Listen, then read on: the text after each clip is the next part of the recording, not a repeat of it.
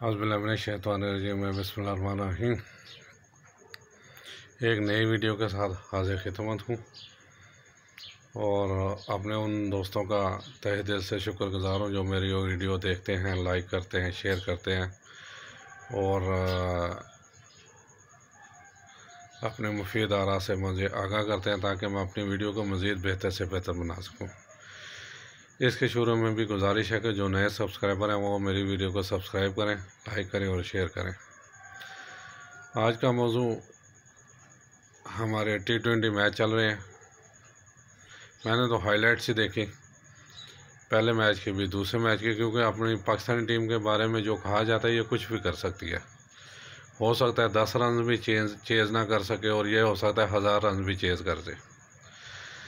लेकिन पहले मैच में तो पूरी तरह फिर हमारी फील्डिंग फ्लॉप हुई, 3 कैच ड्रॉप किए और बड़े अहम किए।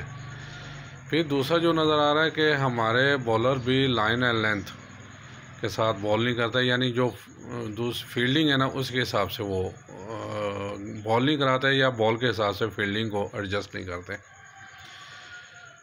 दूसरे मैच में भी 2 कैच ड्रॉप हुए, एक यानी दूसरे ओवर के पहली गेंद पे कैच ड्रॉप हुआ, वो थोड़ा सा मुश्किल था, लेकिन अगर मैच जीतना है तो फिर वे ये कैच करने पड़ेंगे। तो दूसरा तो बिल्कुल हाथों में बाउंड्री पे गया, वो भी छोड़ दिया।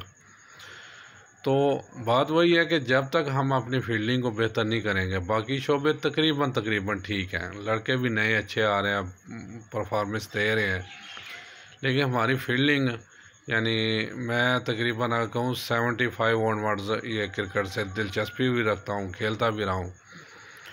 तो हमारी फील्डिंग कभी एक बार कोई मेयार पे पूरा उतर जाए तो उतर जाए, वरना हमेशा मायूस करती है, खुसूसन टफ मैचों में।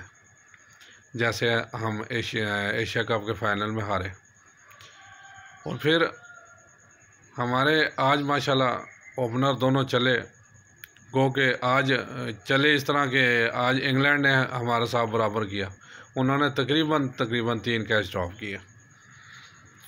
तो उसकी वजह से स्कोर बगैर किसी विकेट को ज़ाया किए पूरा कर लिया, 203 रन बनाए। तो अब तो भैया बात ख़त्म होती है फील्डिंग में। जो टीम फील्डिंग अच्छा करेगी और स्कोर को रोकने में बॉलर की मदद करेगी वो जीतेगी, चाहे पाकिस्तान हो चाहे कोई भी हो। अब देखें सारे मुल्कों के जो तकरीबन कोच है ना, ख़ासकर फील्डिंग कोच, वो भरपूर कोशिश करते हैं कि हमारी टीम की फील्डिंग अच्छी से अच्छी हो, और जो इस मैदान पे पूरा उतर जाते हैं वो जो है ना टफ़ टाइम देते हैं। जैसे अब अफ़गानिस्तान की टीम देख लें, नई है लेकिन टफ़ टाइम देती है। अब माशाल्लाह बांग्लादेश की टीम देख लें, हमारे मुकाबले में तो बहुत नहीं है हमारी टीम के मुकाबले में, लेकिन अब ऐसा लगता है जैसे यानी इंतहाई माज़ के साथ बात कर के हम उनके मुकाबले में नहीं है। श्रीलंका की टीम देख लें, और यानी मुझे समझ नहीं आती कि इतने अरसे से हमने फील्डिंग कोच कोई ऐसा क्यों नहीं मुकर्रर किया। और दूसरा, फिर मैंने पिछली वीडियो में भी अर्ज़ किया था, हमारे लड़कों में भी ग्रुप बंदियां हैं। जैसे ये बाबर आजम पे भी ब्लेम लगा कि ये अपने दोस्तों को खिलाता है।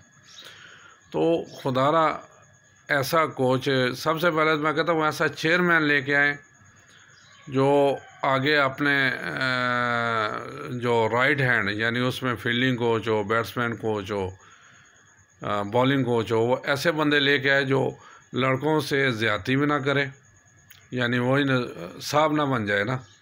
जैसे जावेद मियाँदाद के बारे में मुझसे था, वो कहता है मुझे साहब को सॉरी। लेकिन लड़कों को जो है ना, वो जो भी ज़रा अपने आप को कहे जी माचा, यानी जैसे कहते हैं माचा बनने की कोशिश करे, उसे फारिग कर दे और उसे पूरी सपोर्ट हो चेयरमैन की। मैं 2 मिसालें दूंगा कि एक टाइम था हमारी हॉकी और क्रिकेट टीम का बेड़ा गर्क था, तो एयर मार्शल नूर खां सिलेक्शन कमेटी के चेयरमैन बने, तो दोनों को उन्होंने ज़मीन से उठाकर आसमानों पे ले गया। उसके दौर में देखें हॉकी भी माशाल्लाह हर मैच जीतते थे और क्रिकेट भी एकदम से अरूज पे आ गई। दूसरा फिर क्रिकेट का नाम जो आता है, क्रिकेट में वो तो हर दिल अजीज़ जाना पहचाना इमरान खान, जिसके बारे में मशहूर है कि वो टीम में डिसिप्लिन रखता था और किसी लड़के को डिसिप्लिन की खराबवर्जी करने की इजाज़त नहीं देता, जिसमें कासिम उमर हमारे ओपनर बैट्समैन पुराने लोगों को याद होगा, बेहतरीन बैट्समैन था, लेकिन उन्होंने पाकिस्तानी टीम पे ब्लेम लगाया तो उसने उठा के बाहर कर दिया। फिर एक अंदर की खबर है जो कि मीडिया पे तो नहीं कि 92 वर्ल्ड कप के मैच में ये एक वकार यूनुस ठीक था, लेकिन इसने कोई ड्रेसिंग रूम में बदतमीज़ी की यानी माचा बनने की कोशिश की, तो खान साहब ने इसे वापस भेज दिया कि हम तुम्हारे मैच भी वर्ल्ड कप जीत के दिखाएंगे, और जीत के दिखाया। यानी ऐसा डिसिप्लिन होना चाहिए, कोई भी खिलाड़ी ये ना कि बस मैं ही मैं हूँ। तो ऐसे माहौल क्रिएट करें और बच्चों को फैसिलिटेट भी करें। ये नहीं कि उन पे वही बात है जैसे जावेद भईयादाद के बारे में मशहूर है कि जी वो कहता था मुझे सर को। तो बच्चों के साथ दोस्ताना माहौल रखें, लेकिन जहाँ डिसिप्लिन की बात हो वो जैसे यानी एक आम बच्चे के बारे में मशहूर है कि बाप को कहा जाता है कि खिलाओ तो इसे शेर का नवाला, लेकिन खिलाओ तो इसे सोने का नवाला, लेकिन देखो शेर की आंख से, ताकि बच्चा बिगड़ने ना पाए और अच्छी से अच्छी खुराक दो। कहना ऐसे ही जहाँ उन्हें फैसिलिटेट करने का वक्त है बच्चों को फैसिलिटेट करें, और जहाँ सख्ती करने का वक्त है उन्हें उनके साथ सख्ती से पेश आए। और टीम में तो मैंने पहले भी अर्ज़ किया था कि लाजमी कि जी सबसे पहले फील्डर होगा, बाद में बैट्समैन और बॉलर होगा। कि ये नहीं कि बिल्कुल ही फील्डर तो A1 हो तो बैट्समैन तो बॉलर बिल्कुल ही ज़ीरो हो जाए, लेकिन प्रायोरिटी पहली फील्डिंग देखें, फिर उसके बाद कहें जी जो, बल्कि आप तो ये कहना जी जो तीनों शोबों में मास्टर होगा, और ऐसे लड़के हैं अगर न्यूट्रल मेरिट पे बच्चों को लाया जाए तो ऐसे लड़के मिल जाएंगे जो तीनों शोबों में जो है ना वो बेहतर होंगे, और इनकी फ़िटनेस 110% अब होनी चाहिए, ताकि ये डाई मारने से डरें।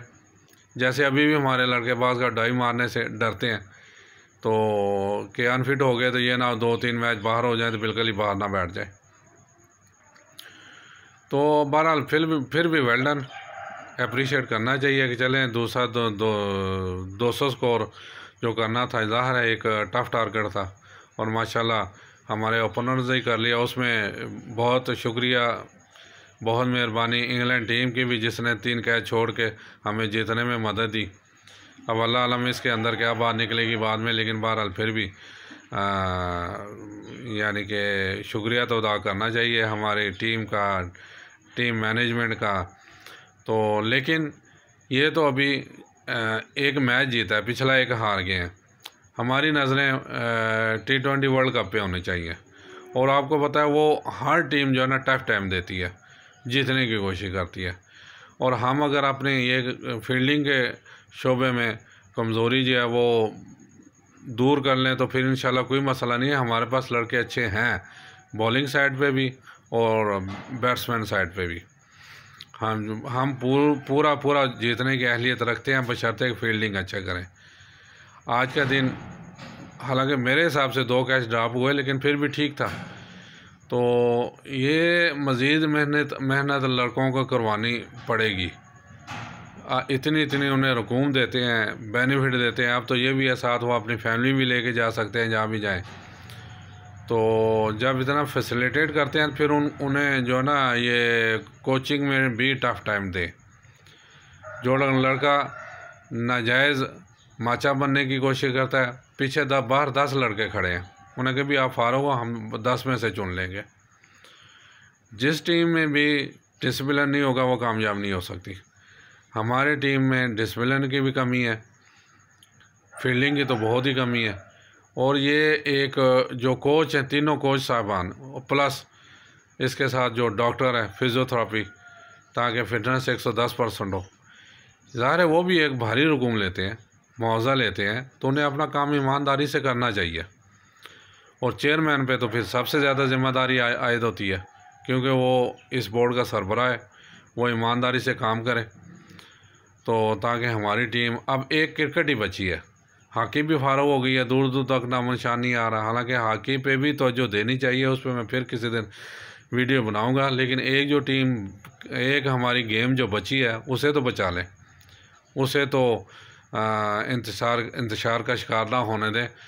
अगर जैसे हॉकी फारग हो गई, मैच मसलसल हारने शुरू किए तो वो बिल्कुल ही बस होगी।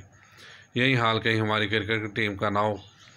आपने मुफीद आरा से ज़रूर आगाह कीजिएगा। एक नई वीडियो के साथ फिर इंशाल्लाह हाज़िर होंगे। इजाज़त दीजिए। अस्सलाम वालेकुम वरहमतुल्लाहि वबरकातुहू।